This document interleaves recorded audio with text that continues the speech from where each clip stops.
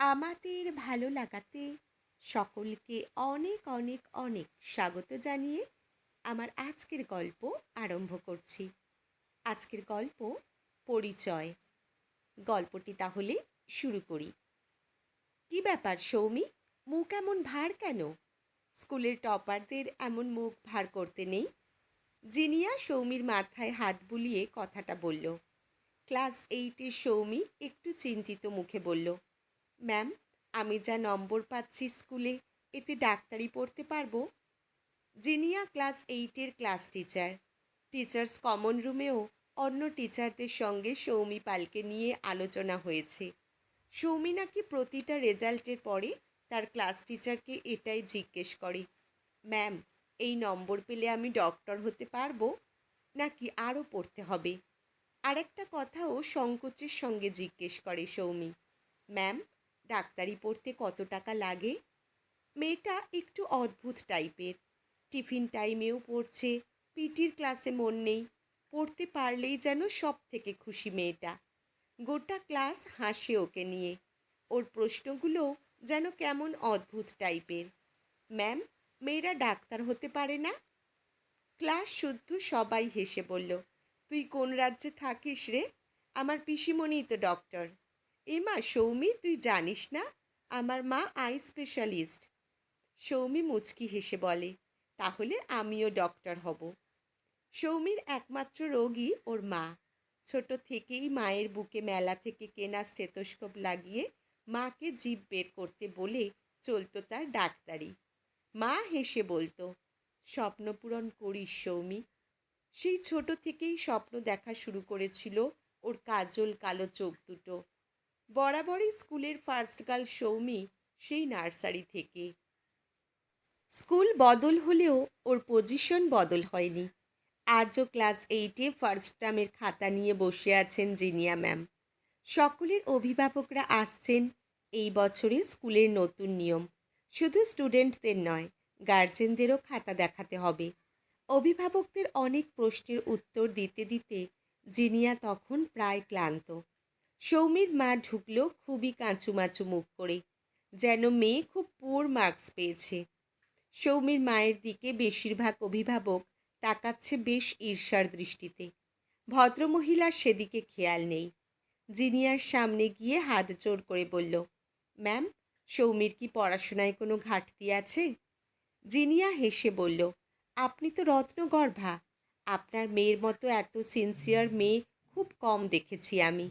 শুধু ক্লাসের first girl বলে নয়, ও ভীষণ সচেতন।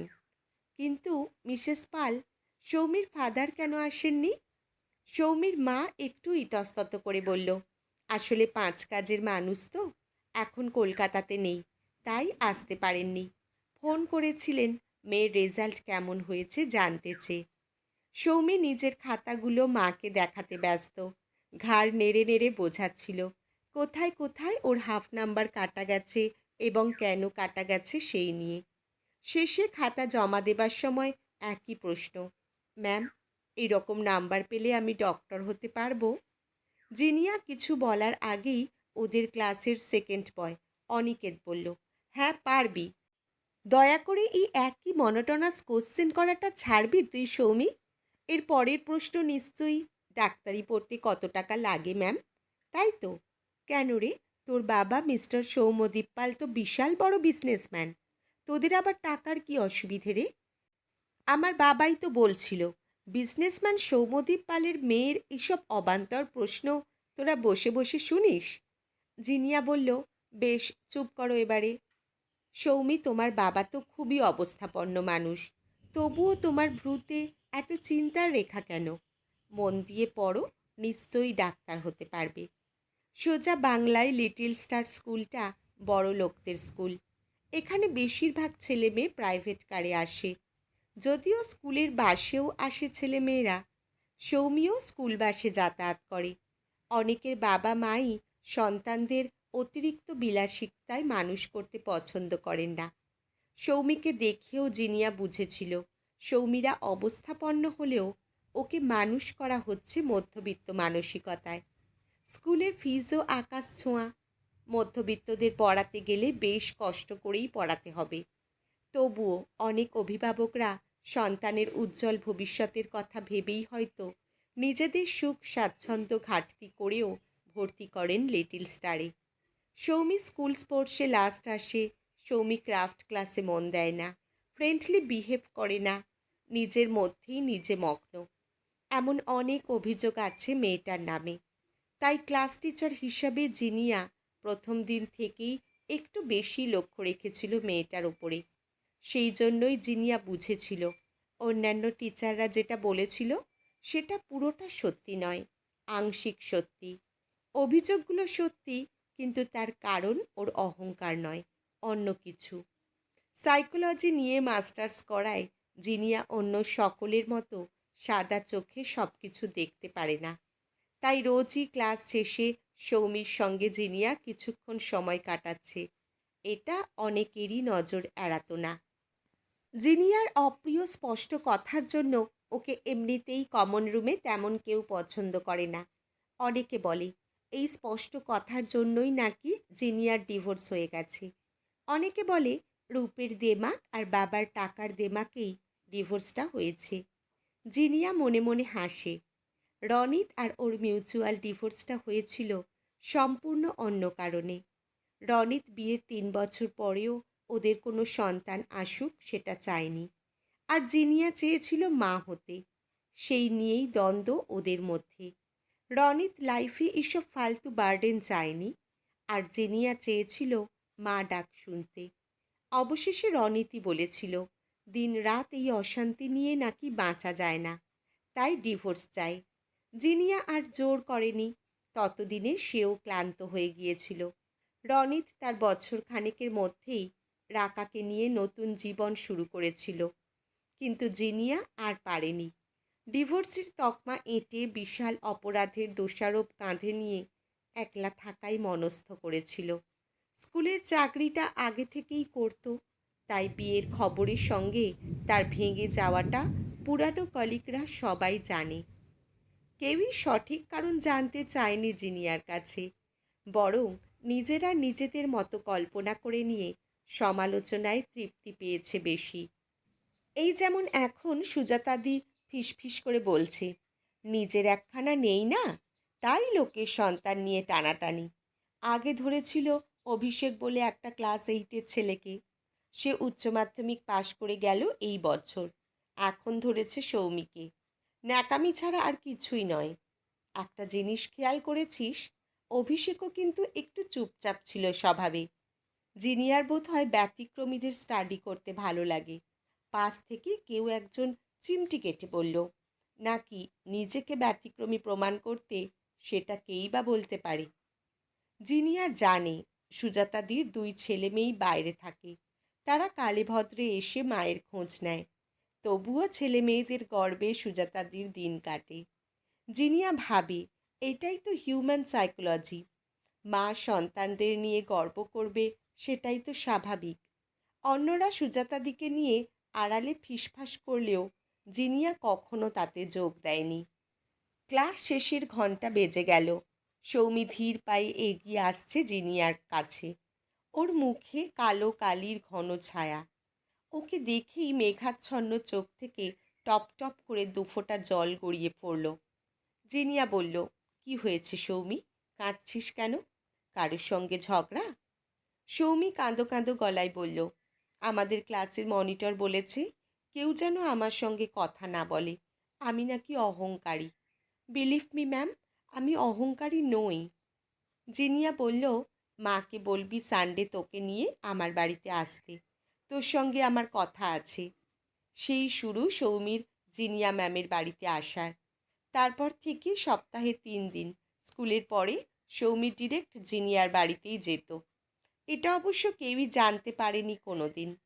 জিনিয়া বলেছিল লুকোচুরি আমার ফেভারিট গেম, বুঝলি? তাই সৌমিও কোনো দিন কাউকে বলেনি ম্যামের বাড়িতে যাওয়ার কথা। সৌমির সঙ্গে ক্লাসের কেউই বিশেষ কথা বলতো না। সৌমিও এক মনে পড়াশোনা করে যেত। মাধ্যমিকেও সৌমি পালের নাম এবং ছবি ছাপা হলো কাগজের প্রথম পাতায়। প্রথম 10-এ এসেছে সৌমি। স্কুলেও ওকে নিয়ে সবাই বেশ মাতামাতি করল। লিটল স্টার যে ভালো স্টুডেন্ট তৈরি করতে পারে, এমনই বক্তব্য রাখলেন প্রধান শিক্ষক মহাশয়। জিনিয়ার আকাশচুম্বী আনন্দটা ওর মুখে ফুটে উঠছিল অনবরত। অবাধ্য হাসিটাকে ও কিছুতেই কন্ট্রোল করতে পারল না। সুজাতা ম্যাম ফিসফিস করে বলেছিল, তাও যদি নিজের কেউ হতো। সব কাগজেই সৌমির একার ছবি উঠেছে, কোথাও ওর মায়ের ছবি নেই। জিনিয়া শুধু বলল, আজ আর কিসের বাধা? সৌমির মা অন্তরা নরম গলায় বলল, এখনো তো অনেকটা পথ চলা বাকি ম্যাম, এখন থাক। আমি চাই নিজেকে লুকিয়ে রাখতে, সৌমির জন্য। দিনগুলো কেটে গেছে নিজের ছন্দে। জিনিয়া আর সৌমির সম্পর্কটা রয়ে গেছে ধ্রুবতারার সত্যতার মতোই। জিনিয়ারও বয়স বেড়েছে, আর কয়েক বছরই চাকরি আছে ওর। এমবিবিএসের রেজাল্টটা দেখে জিনিয়া হাসতে হাসতে বলল, এই নম্বর নিয়ে ডাক্তার হওয়া যায় ম্যাম? সৌমির মুখটা উজ্জ্বল হলো, শান্ত গলায় বলল, ম্যাম, আপনি না থাকলে ওই নম্বর নিয়ে আমি ডাক্তার হতে পারতাম না। সেদিন যদি আপনি সঠিক পথে চালনা না করতেন, নিজের টাকা দিয়ে আমায় অতগুলো টিউশনি কোচিংয়ের ব্যবস্থা না করে দিতেন, তাহলে আমি পারতাম না। জিনিয়া হাসতে হাসতে বলেছিল, তোর ইচ্ছে ছিল বলেই না হয়েছিল। ক্রেডিট অকারণে বিলিয়ে দিস না। আমার আর অন্তরার মধ্যে মারামারি বাঁধিয়ে দিস না। জিনিয়া বলল, এবার অন্তত তোর মাকে নিয়ে ইন্টারভিউটা কমপ্লিট কর। ওই মানুষটারও তো কিছু প্রাপ্য হয় রে। অজ্ঞাতবাস থেকে এবারে অন্তত বের কর মানুষটাকে। সৌমি হেসে বলল, আপাতত হসপিটালে জয়েন করছি, কিন্তু এমডির জন্য ট্রাই করব ম্যাম। এর মধ্যেই দুটো নার্সিংহোম থেকে অফার এসেছে। জিনিয়া বলল, কোথা থেকে? অঙ্কুর থেকে অফার করেছেন মিস্টার সৌম্যদীপ পাল। শুনলাম নতুন ডাক্তারদের সাথে যখন উনি মিট করবেন, তখন নাকি প্রেস থাকবে। জিনিয়া হাসতে হাসতে বলল, তাহলে আমরাও প্রেসকে ওই দিনই ডাকি বুঝলি। অঙ্কুরের মালিক বিজনেস ম্যাগনেট সৌম্যদীপ পালের সামনেই হোক ইন্টারভিউটা। সৌমি জিনিয়ার হাতটা ধরে বলল, ভয় করছে ম্যাম। জিনিয়া পিঠে হাত বুলিয়ে বলল, সে তো তোর ক্লাস 8 থেকেই করে। এখনও ভয় করছে ম্যাম বলার টোনটা একই আছে দেখছি। পাগলি, আমি আছি তো তোর সঙ্গে। অঙ্কুর নার্সিংহোমের চেয়ারে বসে আছেন সৌম্যদীপ পাল। বয়স আন্দাজ বছর 52 থেকে 55। রিপোর্টার জিজ্ঞেস করলেন, আপনি তো একজন সাকসেসফুল বিজনেসম্যান। নিজস্ব 3টে নার্সিংহোম ছাড়াও অনেক রকম বিজনেস আছে আপনার। তো আপনার পার্সোনাল লাইফ সম্পর্কে যদি কিছু বলেন। সৌম্যদীপ ওর কাঁচা পাকা ব্যাক ব্রাশ করা চুলে একবার আঙুল ডুবিয়ে বললেন, আমার স্ত্রী প্রপার হাউসওয়াইফ। আমার সাকসেসের পিছনে ওনার অনেক অবদান আছে। মিসেস চন্দনা পাল। উনি বাড়ি সন্তানদের সামলেছেন বলেই আমি নিশ্চিন্তে কাজ করতে পেরেছি। আমার 2 ছেলে, দুজনেই বাইরে আছে এই মুহূর্তে। দুজনেই বিদেশে পড়াশোনা করছে। কেউ ফিরবে বলে মনে হয় না। বোধহয় ওখানেই স্থায়ীভাবে থেকে যাবে। এই বিশাল বিজনেস জানি না কতদিন আমি একা ম্যানেজ করতে পারবো। ওনার গলায় একটু হলেও অসহায়ত্বের চিহ্ন পরিষ্কার হলো। রিপোর্টার বললেন, আপনাদের দেশের বাড়ি তো উত্তরপ্রদেশের ওই দিকে, তাই না? সৌম্যদীপ ঘাড় নেড়ে বললেন, হ্যাঁ, আমার ছোটবেলা ওখানেই কেটেছে। আমি এই মুহূর্তে আমার নার্সিংহোমের জন্য নতুন ডক্টরদের সুযোগ দিতে চাই। স্পেশালিস্টদের সঙ্গে নতুনরাও আসুক। নতুন প্রজন্মরা এগিয়ে আসলে তবেই না চিকিৎসা বিজ্ঞান আরও উন্নত হবে। নতুনদের প্রাণ শক্তিতে ভরে উঠুক নার্সিংহোম প্রাঙ্গণ। ঠিক সেই মুহূর্তেই জিনিয়ার ইশারায় একজন রিপোর্টার ঢুকে বলল, আপনি ঠিক বলেছেন তো মিস্টার পাল, আপনার দুটোই মাত্র সন্তান? সৌম্যদীপ বিরক্ত হয়ে বলল, আপনি কে বলুন তো? আচ্ছা মিস্টার পাল, আপনি লেডি ডক্টরদের সুযোগ দেন নাকি মহিলা বলে তাদের দূরছাই করেন? সৌম্যদীপ বিরক্ত হয়ে বললেন, এসব কী ধরনের প্রশ্ন? সামনের চেয়ারে তাকিয়ে দেখুন, 12 জন ডক্টরের মধ্যে 3 জন মেয়েকে ডেকেছি আমি। জিনিয়া অন্তরাকে ডেকে বলল, দেখুন তো মিস্টার সৌম্যদীপ চিনতে পারেন কি না। এই কি, আপনার কি শ্বাসকষ্ট হচ্ছে নাকি? অন্তরার গর্ভে কন্যা সন্তান আছে বলে আপনার বাবা এবং আপনি মিলে ওর সন্তানকে ভ্রূণেতেই মেরে দিতে চেয়েছিলেন। অন্তরা রাতের অন্ধকারে পালিয়ে এসেছিল।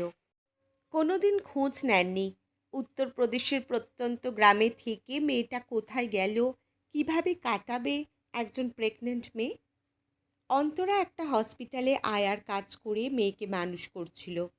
একবেলা খেয়ে থাকতো আর খবরে দেখতো আপনার নতুন নতুন নার্সিংহোম বিজনেসের খবর। সৌম্যদীপ জোর গলায় উত্তেজিত হয়ে বলল, এ মিথ্যে কথা বলছে। চন্দনা ছাড়া আমার কোনো স্ত্রী বা সন্তান নেই। কথার মাঝেই সৌমি উঠে বলল, না নেই, ঠিক বলেছেন আপনি। আমি অন্তরা ঘোষের মেয়ে, কিন্তু দুর্ভাগ্যবশত যেহেতু স্কুল কলেজে আপনার নামটা ব্যবহার করেছি, আপনার অলক্ষ্যে বন্ধুদের প্রশ্নে বলতে বাধ্য হয়েছিলাম আমি বিজনেস ম্যাগনেট সৌম্যদীপ পালের মেয়ে। সকলেই এতদিন জানতো আমার বাবা আপনি, তাই একটা ডিএনএ টেস্ট করতে চাই। আপনার নিশ্চয়ই সাহস আছে।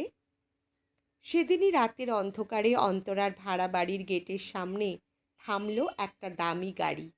নামলেন সৌম্যদীপ পাল। ব্ল্যাঙ্ক চেক সৌমির দিকে বাড়িয়ে দিয়ে বললেন, সংখ্যাটা বসিয়ে নিও। সৌমি হাসতে হাসতে বলল, বসাবো, তবে ডিএনএ টেস্টের পর। প্রেসের সামনে আপনি বলেছেন ডিএনএ হবে, তাই ওটা আগে হোক। দিন সাতেক পরে সৌম্যদীপ পাল জেনে গেলেন তিনি সৌমির বায়োলজিক্যাল বাবা। খবরটা টিভিতে দেখতে দেখতে সৌমি বলল, জোরে নিঃশ্বাস নাও তো, জিভ বের করো। এত হাঁপাচ্ছ কেন? অন্তরা হাঁপাতে হাঁপাতেই বলল, ইদানিং খুব ক্লান্ত লাগে রে। বেশ, এবারে রেস্ট করো। এটুকু তো সন্তান হিসেবে আমি তোমাকে দিতেই পারি মা। আপাতত আমি যা মাইনে পাবো আমাদের ভালোভাবে চলে যাবে। প্লিজ এবার রেস্ট করো। জিনিয়া ফোন করে বলল, তোর একটা এক্সক্লুসিভ ইন্টারভিউ নিতে চাই চ্যানেল, কাল আসছি। সৌমি ক্লান্ত গলায় বলল, আবার? আমি ডক্টর হতে চাই ম্যাম। আমার মায়ের স্বপ্ন ছিল, আমি নিউজে এসে সেলিব্রিটি হতে চাই না। জিনিয়া বলল, শেষবার এটা, কথা দিলাম। মিস সৌমি, এখন তো আপনি ওনার সম্পত্তি ক্লেম করতে পারেন, মানে ওনার সমস্ত প্রপার্টিতে আপনার ভাগ আছে। সৌমি খুব ধীর গলায় বলল, আমি ওনার কাছ থেকে একটাই সাহায্য চাই, আমার বার্থ সার্টিফিকেটে ফাদার্স নেমটা কেটে দেওয়ার ব্যবস্থা করা হোক। আমি আমার পরিচয়ে দুজন মায়ের নাম রাখতে চাই, অন্তরা ঘোষ আর জিনিয়া বসু, যারা না থাকলে আমি আজ এই জায়গায় আসতেই পারতাম না। জিনিয়া ম্যাম প্রথম যেদিন সবটা শুনেছিলেন সেদিন একটাই প্রশ্ন করেছিলেন ক্লাস 8-এর সৌমিকে, কি চাস তুই, বাবার পরিচয়ে বড় হতে নাকি মায়ের পরিচয়ে? তোর মা নিজেকে লুকিয়ে রেখে তোকে আঁকলে রেখেছে, তোর বাবা তুই কন্যা সন্তান হবি জানতে পেরেই বিতাড়িত করেছে। কোন পরিচয়টা তোর কাছে সম্মানের? ক্লাস 8-এর মেয়েটা সেদিন বলেছিল, আমি আমার জীবন থেকে মুছে দিতে চাই বাবার পরিচয়টা। জিনিয়া ম্যাম বলেছিল, বেশ, কথা দিলাম, তোর বাবা তোকে স্বীকার করার পর তুই ছুঁড়ে ফেলে দিবি ওনাকে। আজ সেই দিন। সৌম্যদীপ পাল মিডিয়ার ভয়েই হোক বা সমাজের প্রেশারে আমাকে কন্যা হিসেবে মেনে নিতে প্রস্তুত এখন, কিন্তু আমি প্রস্তুত নই। আমি ওনার নামটা মুছে ফেলতে চাই নিজের পরিচয় থেকে। আমি একজন ডক্টর, যার জেন্ডার হয় না, যার পরিচয় শুধুই একজন ডক্টর। তাই আমার আর কোনো প্রয়োজন নেই ওনার সারনেমটা। আর প্রপার্টি, উনি তো ভিখিরি, ওনার সম্পত্তি আমি কি নেব? যার মনটা অন্ধকার কলুষিত, তার সংস্পর্শে আসাই অস্বস্তিকর। ওনার কোনো পরিচয়, কোনো প্রপার্টির আমার প্রয়োজন নেই। প্রেস মিট থেকে বেরোতেই দেখল মিসেস চন্দনা পাল এগিয়ে এসে হাতটা ধরল অন্তরার। নরম গলায় বলল, একবার তোমায় ছুঁয়ে দেখতে এলাম। আমারও প্রথম দুটো সন্তান মেয়ে ছিল। বেআইনি ইউএসজিতে সেটা জানতে পেরে সৌম্য আমার সন্তানদের ভ্রূণেতেই নষ্ট করে দিয়েছিল। পরের দুটো ছেলে জেনে তাদের আসতে দিয়েছিল পৃথিবীতে। তোমার সাহস ছিল, তাই তুমি লুকিয়ে পালিয়ে আসতে পেরেছিলে। তাই আজ সৌমির মতো সন্তানের তুমি মা। চন্দনার চোখে এক বিন্দু জল। জিনিয়া বলল, আপনি কিছু বলেননি কেন? চন্দনা বলল, সবাই অন্তরা হতে পারে না বলে। ইদানিং শোনা যাচ্ছে সৌম্যদীপ পাল নিজেকে স্বেচ্ছাবন্দি করে রেখেছে, বাইরে আসে না বললেই চলে। ব্যবসার প্রয়োজনে মিটিং করা ছাড়া আর তেমন আসে না প্রেসের সামনে। সৌমি বেশ চেঁচাচ্ছে বাড়ির গেটে দাঁড়িয়ে, তোমাদের দুজনকে নিয়ে তো আর পারা যাচ্ছে না, তোমরা তো কোনো নিয়মই মানছ না, এই সময় একটু সাবধানে থাকো। জিনিয়া আর অন্তরাকে একসঙ্গে বকাবকি করছে সৌমি। জিনিয়া বলল, একবার ছুঁয়ে দেখি না তোকে, অমন কেন করছিস? অন্তরাও বলল, বাড়িতে আয় না একবার, তোর প্রিয় সীমাই বানিয়েছি। সৌমি বলল, না, আপাতত আমি বাড়ির ভিতরে ঢুকতে পারবো না, ফিরতে পারবো না বাড়িতে। তোমাদের দুজনেরই বয়স হয়েছে, আর আমি দিন রাত করোনা আক্রান্ত রোগীদের ট্রিটমেন্ট করছি। এই অবস্থায় ফিরতে পারবো না বাড়িতে। প্লিজ তোমরা বাড়িতে থাকো, আমার কাছে এসো না, দূর থেকেই আমায় দেখো। এটা একটা কঠিন লড়াই মা। জিনিয়া বলল, তোর চোখ দুটো অমন লাল কেন রে? সৌমি বলল, ঘুম হচ্ছে না বলে। আর কাল তোমার পরম পূজনীয় পতিদেব ভর্তি হয়েছেন আমাদের হসপিটালে। ওনার বিলেত ফেরত ছেলেই বোধহয় বহন করে এনেছেন রোগটা। সম্ভবত উনি কোভিড-19 পজিটিভ। যদিও রিপোর্ট এখনো আসেনি, তবে প্রাথমিক উপসর্গ তাই বলছে। ওনার প্রাইভেট নার্সিংহোম এখনও এর ট্রিটমেন্ট স্টার্ট হয়নি বলেই বোধহয় বাধ্য হয়ে ভর্তি হয়েছেন আমাদের হসপিটালে। অন্তরা বলল, দেখিস যেন বেঁচে যায়, কারোর মৃত্যু চাই না। সৌমি হেসে বলল, ভারতীয় নারী বুঝলেন ম্যাম। উনি কাল আমার হাত ধরে বললেন, ক্ষমা করো। আমিও মজা করে বললাম, আমাকে যেমন মেরে ফেলতে চেয়েছিলেন তেমন যদি মেরে ফেলি আপনাকে, কেউ কিন্তু জানতেও পারবে না। উনি বেশ দৃঢ়তার সঙ্গে বললেন, তুমি পারবে না, কারণ তোমার শরীরে যে অন্তরার রক্ত বইছে। জানো মা, ওনার ওই একটা কথা আমার সারা দিনের ক্লান্তি কাটিয়ে দিল। মনে হলো আমার মা জয়ী হলো। ওনার বয়স হয়েছে বেশ, জানি না বাঁচবেন কি না, তবে আমাদের টিম ট্রাই করবে, এটুকু কথা দিতে পারি। বাড়ির গেটের বাইরে দাঁড়িয়েই মায়ের দেওয়া টিফিন বক্সটা নিয়ে দৃঢ় পায়ে এগিয়ে গেল ডক্টর সৌমি। লড়াইটা লড়তে হবে, ক্লান্ত হলে হবে না। অবসাদের সময় নেই এখন। গাড়িতে উঠে স্টার্ট দিয়েই এফএম চালু করলো Soumi. We shall overcome, we shall overcome someday. আজকের গল্প এখানেই সমাপ্ত। কলমে অর্পিতা সরকার, পাঠে জয়তী। ধন্যবাদ।